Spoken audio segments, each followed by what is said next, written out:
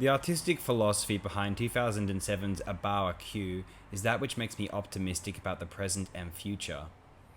Without an extensive budget, director Naoki Kato assembled one of the most potently creative and sincerely experimental films of the 21st century thus far. In fact, I consider Abawa Q to be a masterpiece. To describe this film to those who have not seen it seems difficult, although I am tempted to invoke Michael Haneke. I'd confidently state that Abawa Q is superior to any of Haneke's films, and I quite like Haneke. But I will try and describe this film. It utilizes a series of symmetrically framed images of players standing amongst an urban/suburban Japanese metropolis. I have tried to illuminate this in my screen caps. The protagonist is an author, with some bizarre cryptic plot device stalker. We witness how beautiful, how aesthetically, a seemingly mundane contemporary environment can be framed, to the point wherein it almost inspires a eureka moment at the beauty of the local cityscapes outside of our windows. But then it tests the viewer's response to stimuli. Naoki Kato may well have been a psychology student as well as a film student perhaps, because it is almost as though this film was meant to analyze the neurological responses of its viewers. Think of this film as a smarter application of cinematic violence than Haneke, although possibly similarly intentioned. I think Haneke's bloody evocations are to shine light on the culture around us. I mean, they try to, although Kato's film feels more like an attempt to experiment with established film narrative grammar, devising scenarios and subversions in order to challenge and restructure, gifted insight into, the potential spaces which exist between frames. How is it that a film is edited into something considered coherent?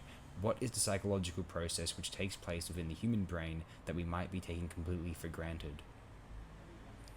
A film which applies a bipolar scale to staged character set pieces, demonstrating the intuitive effect of cinematic stimulations. At roughly 1 hour and 25 minutes in length, Abawa Q is one of the most interesting films I have ever seen, and one of the most insightful at understanding how the medium is put together. The bare bones of filmic composition, when utilizing live-action photography, have been centered around the evocative, mimetic staging of recognizable, or unrecognizable, images, and their manipulation by a director. Abawa Q is the emotional color wheel of established film language, rolled out and dissected by the extraordinarily gifted Naoki Kato. Kato's direction is legendary, the photography is warmly satiating, the music and sound design some of the most striking in my recent film memory, and its editing, supervised by Hiroshi Suzuki and Hiroshi Takeuchi, is evidence that post-production is the real process where a film truly made.